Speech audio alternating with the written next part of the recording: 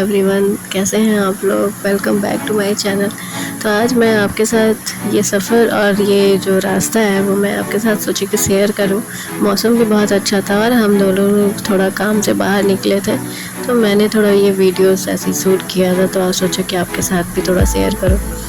तो क्या होता है कि लोग कहते हैं कि ज़िंदगी एक सफ़र है सुहाना। कहते क्या है, जो 90s का जो सॉन्ग है उसमें तो यही है ना कि ज़िंदगी एक सफ़र है सुहाना।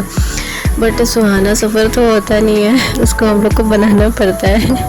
मुझे हंसी इसलिए आ रही है क्योंकि गाना तो बहुत अच्छा लगता है और गाने में और सुनने में भी बहुत बेटर होता है, बट जब इंसान को अपनी लाइफ बितानी पड़ती है तो वो कुछ ऐसा ही हंसी और रोने के साथ बिताना पड़ता है। तो आप लोगों के साथ भी ऐसी चीज़ें होती होंगी, डेली लाइफ का ऐसे ही चलता होगा। तो ये जो रोड है वो न्यू बना हुआ है, लहरतारा DLW साइड का ये हाईवे साइड है। तो आप देख सकते हैं कि रात में जो ये लाइटिंग जो लगी हुई है रात में चलती है तो बहुत सुंदर लगता है। तो हम लोग ऐसे ही दोपहर का टाइम था, निकले थे और शाम हो रहा था, धीरे धीरे सनसेट भी होने ही वाला था। तो ये हाईवे है। तो मैं बात कर रही थी कि हमारा सफ़र जो होता है वो सुहाना होता है और सुहाना तो बनाना पड़ता है।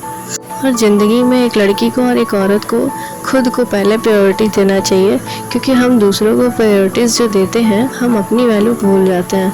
तो हम लोगों को पहले खुद को समझना चाहिए और खुद हम लोग को अपने पैर पे भी होना चाहिए, क्योंकि दूसरों के पैर से चलने से तो बेटर है कि हम अपने पैर पे रहें। तो मुझे तो यही लगता है और मैं ऐसे ही थोड़ा वीडियो यही शूट कर रही थी और अपने आप को देख रही थी कि मैं कैसी लग रही हूँ।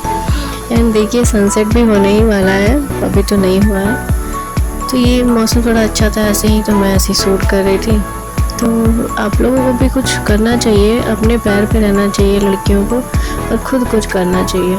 क्योंकि क्या होता है ना कि आप चाहे मैरिड हो चाहे अनमैरिड हो, तो शादी के बाद चाहे शादी के पहले आपकी वैल्यू जो होती है वो कुछ दिन तक तो बहुत अच्छी रहती है, सारी चीज़ें बहुत अच्छी चलती है, लेकिन एक समय ऐसा भी आता है कि वो चीज़ें बिगड़ती भी हैं और बिगड़ सकती हैं।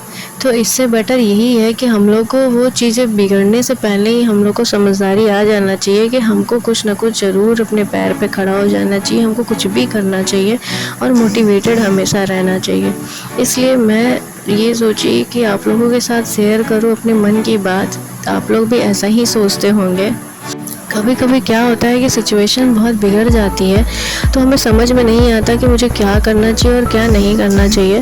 और सिचुएशन इतनी बिगड़ जाती है कि चीज़ें अच्छी नहीं लगती हैं और लोग भी अच्छे नहीं लगते हैं, बट हमको उनके साथ ही रहना है और रहना पड़ता है। अगर आप कुछ नहीं कर सकते, आपके पास ऑप्शन नहीं है, तो आप पढ़ाई करें, चाहे आपको जो चीज़ों में इंटरेस्ट हो आप वो काम करें, ताकि आप अपने ऊपर जब ध्यान देंगे तो बाकी जो जितनी भी चीज़ें हैं ना उसको भूल जाएंगे।